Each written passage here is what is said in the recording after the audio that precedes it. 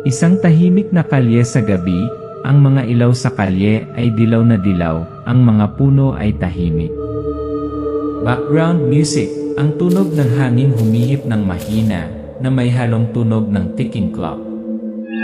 Naniniwala ka ba sa mga lihim na sinusubukang itago ng mga tao sa ilalim ng shell ng pagiging perpekto? Isang lugar na may mga damuhan na kasingkinis ng golf course, malinis ang bawat bahay, puti ang mga bakod. Ang bango ng jasmine ay umaalingaw sa hangin, ang mga bata ay nagtatawanan, ang mga bagong sasakyan ay kumikinang sa araw ng hapon. Ang imahe ay dahan-dahang dumadaan sa bawat bahay, bawat mukha ay nakangiti, ngunit ang mga mata ay kumikinang sa isang bagay mahirap sabihin. Ngunit sa likod ng lahat ng pagiging perpekto, mayroong hindi nakasulat na tuntunin na dapat sundin ng bawat pamilya. Kada gabi, sa eksaktong 2 oras 22 minuto Quick Cut, ang mga kamay ng orasan ay tumuturo sa eksaktong 2 oras 22 minuto Narrator Masapurahan Maindayo. May kakatok sa pinto. Epekto, 3 katok, knock. Knock. Knock. Biglang naputol sa hangin. 3 katok, isang pause ng eksaktong 8 segundo, tapos 3 pa. 3 katok pa, ngunit sa pagkakataong ito ay may bahagyang kalmot sa kahoy, malambot ngunit nakakatakot. May dilat na dilat sa dilim, ang malabong imahe ng isang binata na nagpipigil ng hininga sa kama. Huwag mong buksan ang pinto. Huwag kang tumingin sa labas. Huwag kang magbitaw ng salita. Diin, kung gusto mong mabuhay dito. Isang pamilya na naglilinis ng bahay, ang imahe ng isang ina na tumatanggap ng isang plato ng cookies mula sa isang matandang babae na may kulay abong buhok. Bahagyang umiti ang matandang babae, ngunit ang kanyang mga mata ay mas malamig kaysa sa lamig ng gabi ng disyerto. Narrator, bumubulong na parang hangin sa siwang ng pinto. Akala namin tsismis lang, biro ng matanda. But then, ang unang gabi, may kumatok. Dahan-dahang nagpan ang kamera mula sa madilim na pasilyo hanggang sa harap ng pinto, kung saan bahagyang yumanig ang doorknob. Narrator, nagmamadali, pause. At mula sa sandaling iyon, ang buhay ng aking pamilya ay hindi na muli. Dahil sa Maple Street, lahat ng kasaganaan ay may kapalit. Fade in, mabagal na lumalabas ang pamagat. Yan ay 2 oras 22 minuto Subtitle, ang totoong kwento ng isang deal na hindi mo dapat sirain. Unang araw ng paglipat ni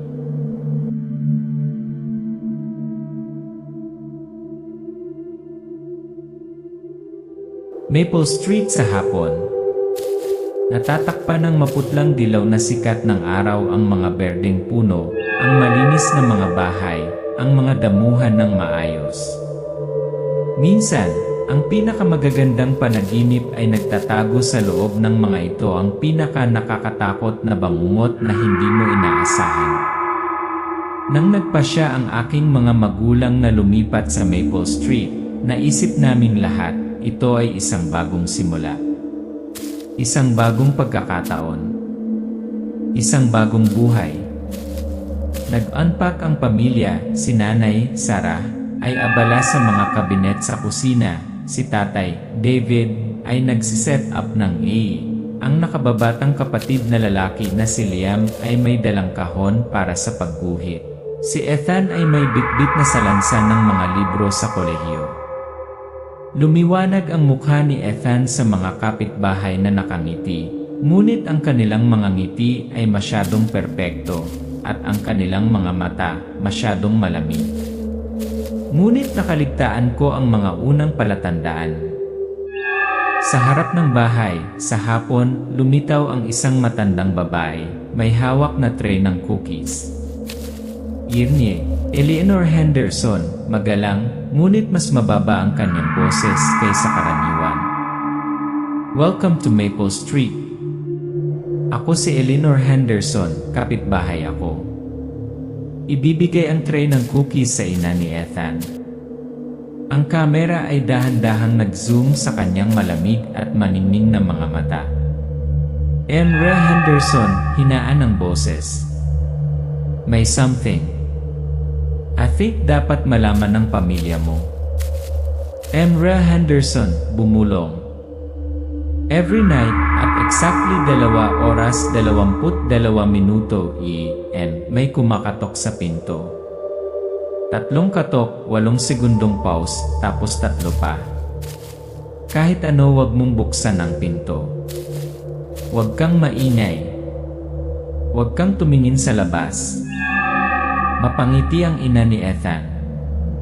Tatango ang kanyang ama bilang pasasalamat. Tinitigan siya ni Liam na nagtataka. Magalang nang umiti lang si Ethan, nanlilisik ang mga mata sa kanya na parang iniisip, isa pang sira-sirang matandang babae. Abnormal psychology ang kinuha ko. Alam ko kung ano ang group psychology, kung ano ang collective suggestion.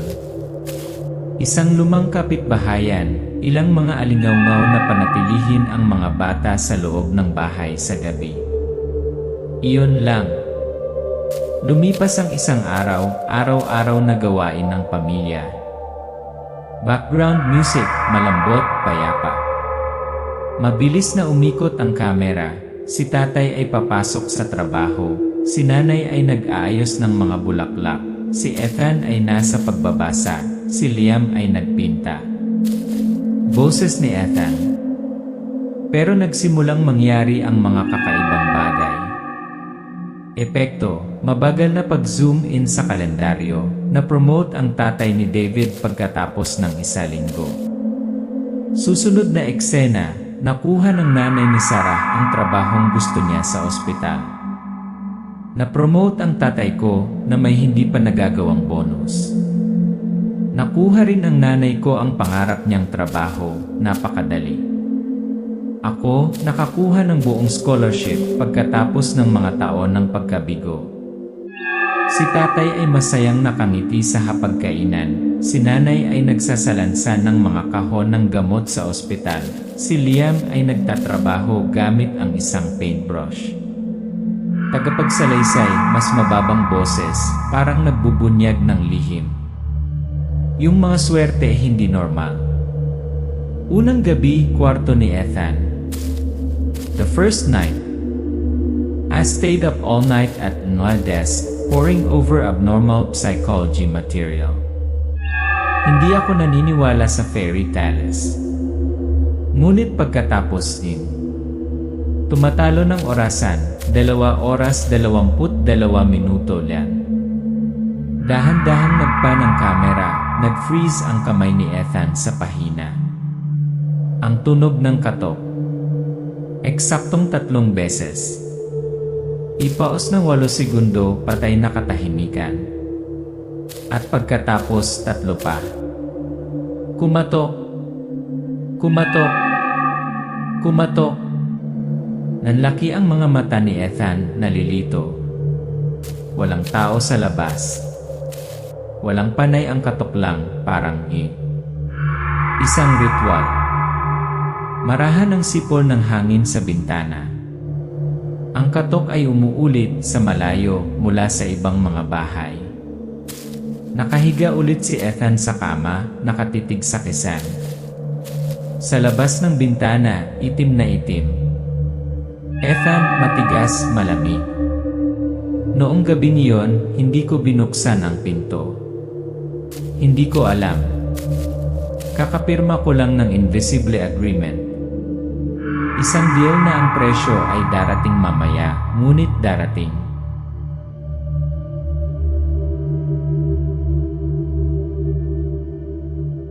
Isang bagong araw sa Maple Street, maliwanag na ilaw, mapayapang tanawin, mga bata na nagbibisikleta, mga babaeng nagdidilig ng mga bulaklak. Ethan, marahan, dahan-dahan. Ang unang ilang araw ay lumipas sa ganap na kapayapaan. Walang nagbanggit ng kakaibang katok. Mukhang walang nag-aalala. Ang pamilya ni Ethan ay kumain ng almusal. Ang kanyang mga magulang ay nagtatawanan at masayang nag-uusap. Si Liam ay tahimik na nakaupo, nagdododol sa kanyang notebook. Kamay ni Liam sa papel matangkad, mali ang hugis ng mga anino. Ethan. Si Liam lang eh. Nagsimula siyang mag-drawing mga bagay na walang nagturo sa kanya. Si Ethan ay naglalakad sa paligid isang hapon, nakikipag-chat sa mga kapitbahay. Nakangiti ang kamera, ngunit panandalian lang ang mga ito, umiwas ang mga mata. Ethan, nakipag-usap sa isang matandang babae. Hello, I'm Ethan, new house next door to Amra Henderson. Ang ganda ng neighborhood na ito. Siguradong masaya ang lahat. Ngumiti ang babae, ngunit magkadikit ang mga labi. Mabilis siyang nakahanap ng dahilan para umatras. Naman. Hello, Ethan. Walang gustong magsabi ng higit sa kinakailangan.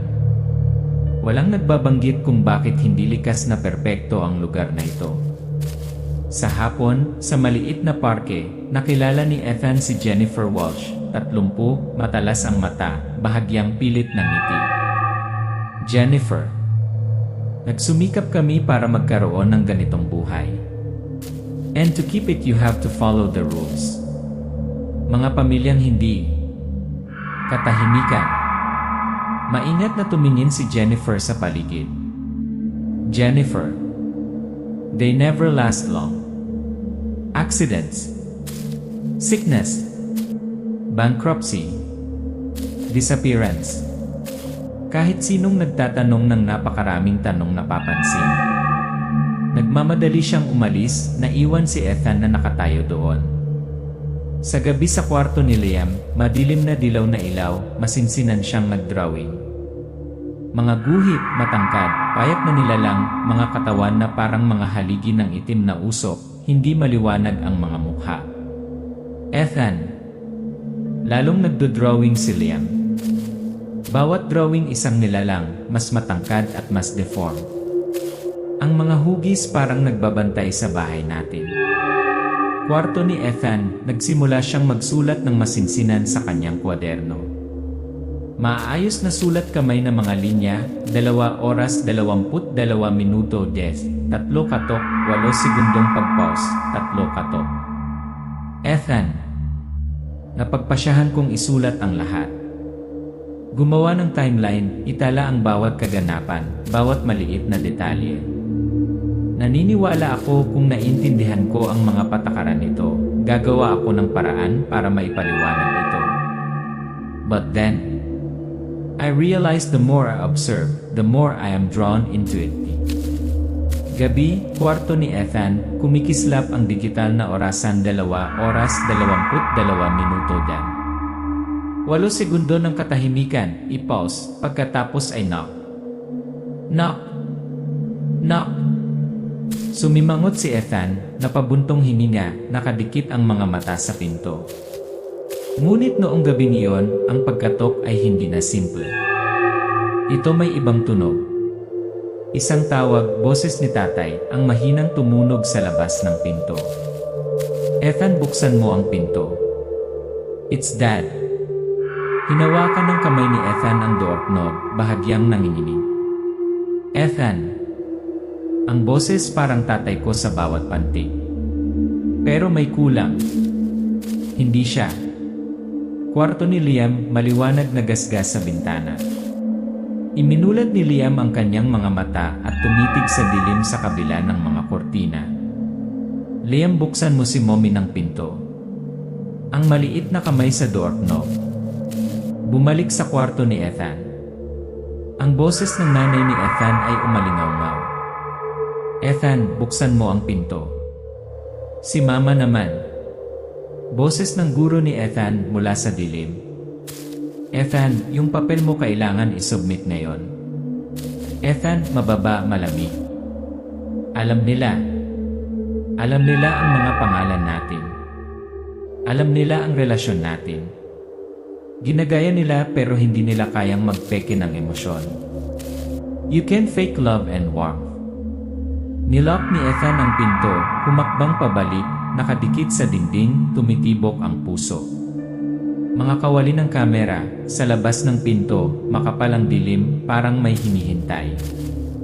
Noong gabing iyon, sa unang pagkakataon sa aking buhay, naramdaman ko ang isang bagay na hindi mailalarawan ng mga libro. Hindi ito takot. Ito ay purong intuition ng tao sa harap ng kasamaan. Text fade ban. Huwag sagutin ang isang tawag sa dilim. Huwag kang magtitiwala sa boses ng taong mahal mo kapag galing sa kabilang side ng pinto.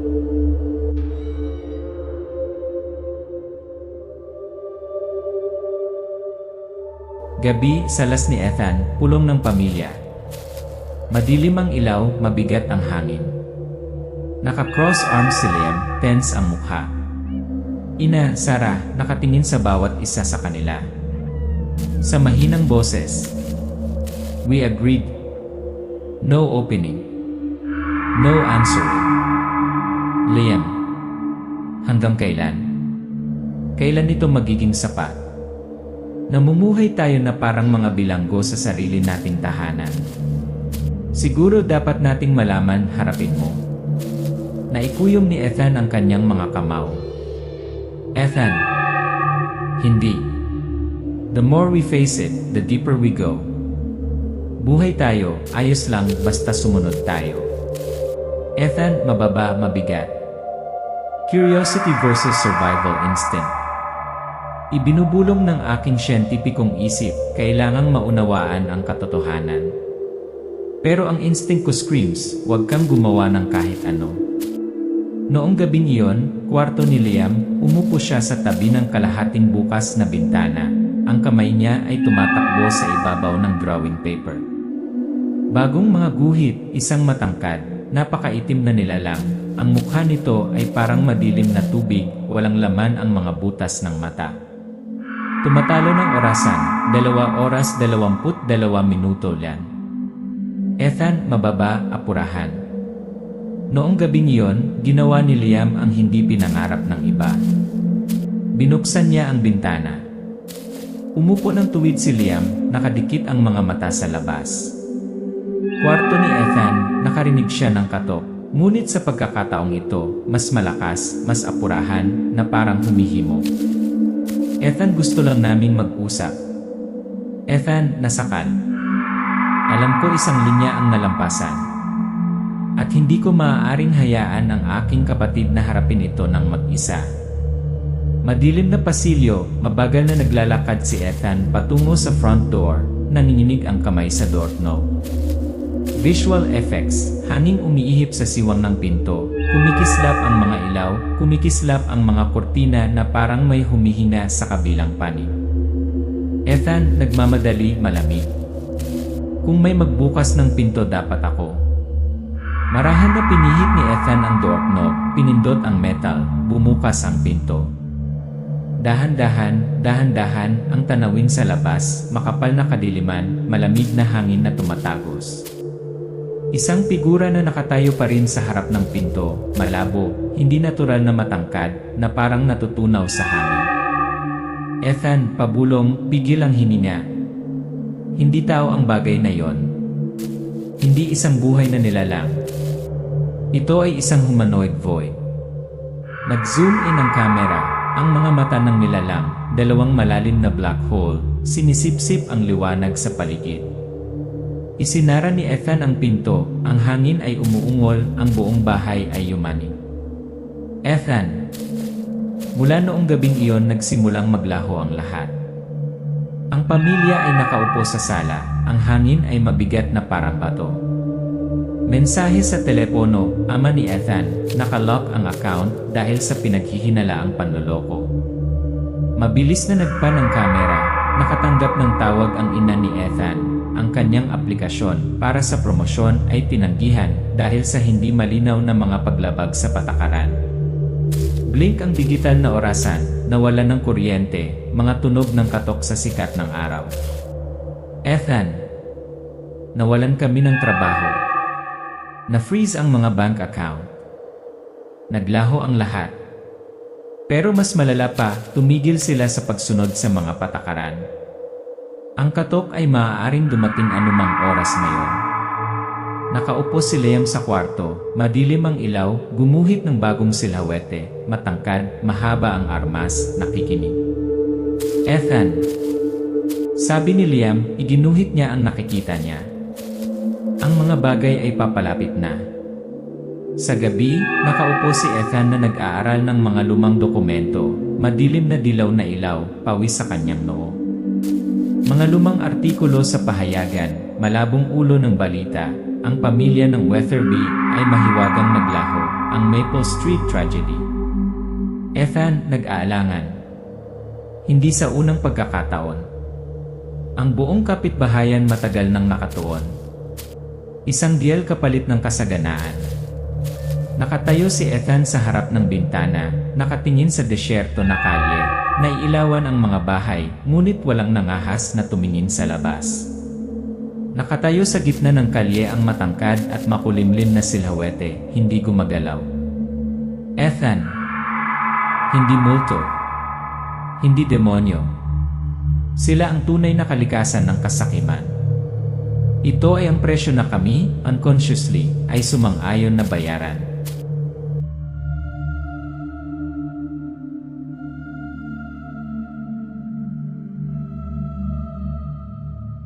Gabi na, kwarto ni Ethan, madilim na ilaw, nagkalat ang mga pahina sa mesa. Mabagal ang pagpan ng kamera, mga lumang pahayagan, kupas na papel, mga larawan ng pamilya Weatherby na may caption na, nawala ng walang bakas.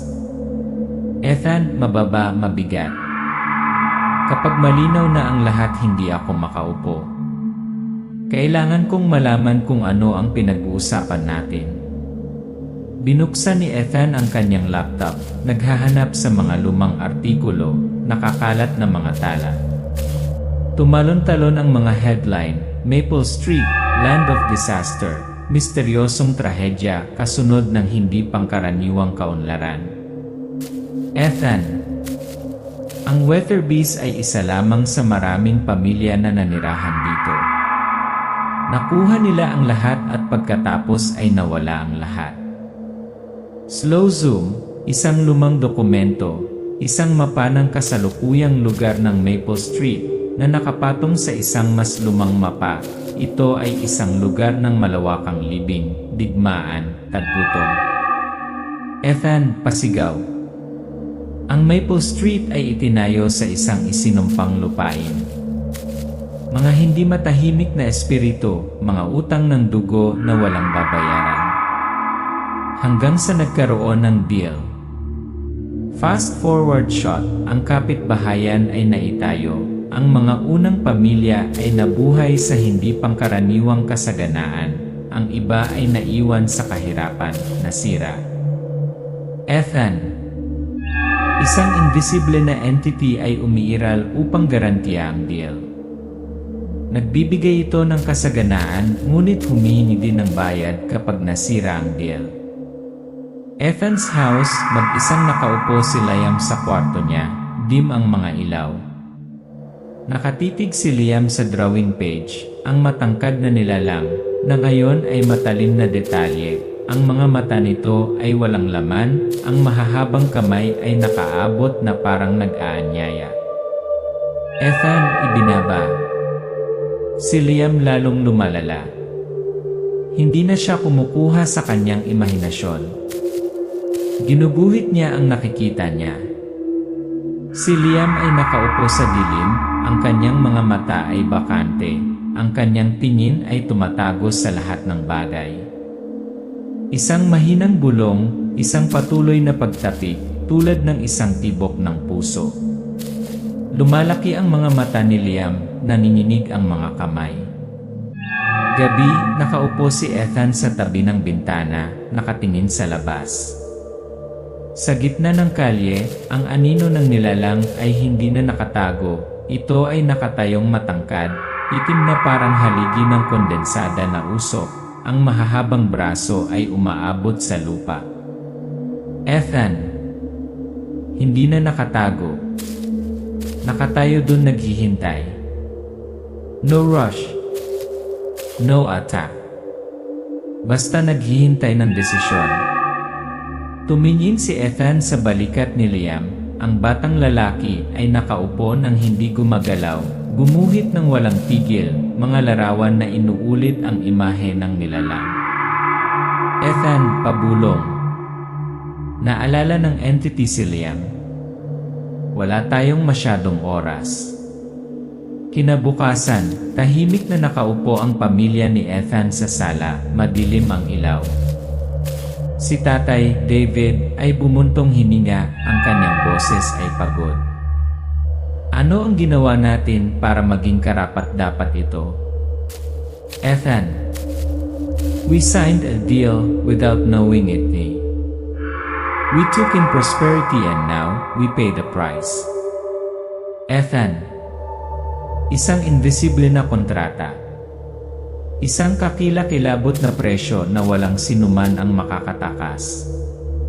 Noong gabing iyon, pinatay ng pamilya ni Ethan ang lahat ng ilaw, tahimik ang pamilya sa dilim. Ethan, we just have to wait. Tingnan mo kung ang katahimikan ay sapat na para maging ligtas tayo.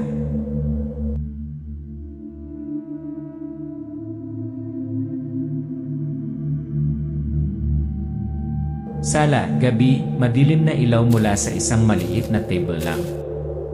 Si Ethan ay nakaupo sa paligid ng lumang mesa. Ang lahat ng mga mukha ay tensyonado, ang mga mata ay mabigat. Ethan, mababa, mabagal. Alam namin, hindi kami pwedeng magpatuloy ng ganito. Panahon na para pumili. Ang ama ni David ay bumuntong hininga, ang kanyang mga mata ay pagod. David, kung aalis tayo mawawala ang lahat. Kung mananatili tayo tinatanggap natin ang pamumuhay na may kasamaan. Pisil ng ina ni Sarah ang kamay ni Liam, tahimik na nakaupo si Liam, walang laman ang mga mata, malayo. Sarah, at least kung aalis tayo, may kalayaan tayo. Ethan, mahina ang boses. Libre pero walang laman. And will it let us go easily? Tahimik na tumayo si Liam, pumunta sa pinto. Scene, close-up ng kamay ni Liam sa doorknob, nanginginig ang mga payat na daliri. Boses, bumubulong mula sa labas, ginagaya si Ethan. Liam, buksan mo yung pinto, ako yon. Tumalon si Ethan, sumugod. Ethan, sumisigaw. Hindi. Hinawakan ni Ethan ang kamay ni Liam mula sa doorknob. Pareho silang bumagsak sa sahig. Ang hangin ay nakakasakal, nakamamatay na tahimik. Dahan-dahan ang pagpan ng kamera, bahagyang umuuga ang pinto, umaalulong ang hangin sa hallway. Tahimik na nakaupo ang pamilya, humihingal, namumula ang mga mata. Ethan, paos, nasasakal. Naiintindihan namin hindi kami mananalo. Hindi makatakbo. Hindi makalaban. Kinabukasan, nakaupo ang pamilya sa hapagkainan, malambot ang ilaw, ngunit blanko ang mukha ng lahat, walang buhay. Ang radyo ay nagpapatugtog ng isang mahinang ulat ng balita. Ang mga pamilihan sa pananalapi ay tumaas, ang mga presyo ng real estate sa Maple Street ay tumataas. Ethan, we choose to stay. Pipili natin ang kalimutan. Bumalik sa normal ang buhay, ang mga magulang ay pumasok sa trabaho, si Liam ay nagpinta, ngunit ang mga haplos ngayon ay malungkot, madilim, ang kanyang mga mata ay hindi na ang liwanag ng kanyang 14 na taon. Ang mga bagong painting ni Liam, lahat ng anino, tahimik na nagmamasid mula sa bawat nakatagong sulok. Ethan, mababa, halos pabulong. Ang presyo ay hindi pera. Hindi ito trabaho. Ito ay ang ating mga kaluluwa. Ang mga piraso ng ating kaluluwa unti-unting nabubulok araw-araw. Gabi. Nakahiga si Ethan sa kama, nakadilat ang mga mata sa dilim. Ang digital na orasan ay kumikislap ng pula, 2 oras 21 minuto diyan. Ethan. Oras na. Bumabagal ang kamera, tumalo ng orasan sa 2 oras 22 minuto yan. 8 segundo ng patay na katahimikan. Dahan-dahang pumutok ang kamera sa pintuan ni Ethan, bahagyang yumani ang dilim sa labas. Ethan, tahimik na bumulong. 2 oras 22 minuto dan. Familiar na katok. Isang paalala na ang deal hindi natapos. Text fade ban. Kami ang mga tao ng Maple Street. Uunlad tayo. Natahimik kami. Nagbabayad kami gabi-gabi.